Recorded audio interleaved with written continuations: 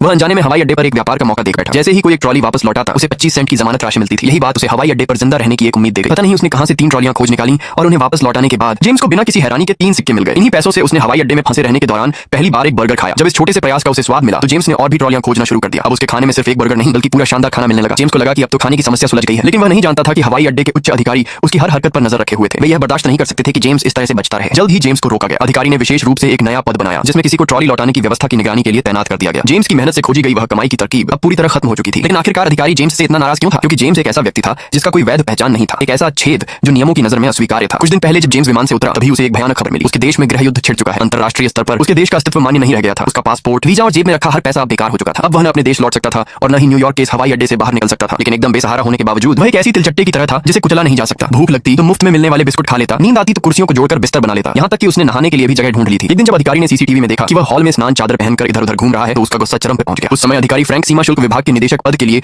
पदोन्नति की दौड़ में था और जेम्स की उपस्थिति उसके लिए एक समयबद्ध बम जैसी थी। इसलिए वह खुद जेम्स के पास आया और कहा, आज शुक्रवार को दोपहर 12 बजे गेट पर तैनात सुरक्षाकर्मी बदले जाएंगे। उस समय 5 मिनट का एक खाली समय होगा, तब तुम चुपचाप एयरपोर्ट से बाहर निकल सकते हो और जैसे ही तुम बाहर जाओगे जो कुछ भी आगे होगा उसकी जिम्मेदारी मेरी नहीं होगी। हालांकि जेम्स को अंग्रेजी नहीं आती थी, लेकिन उसने उस बातचीत के कुछ जरूरी शब्द समझ लिए और फ्रैंक का इशारा भी पकड़ लिया।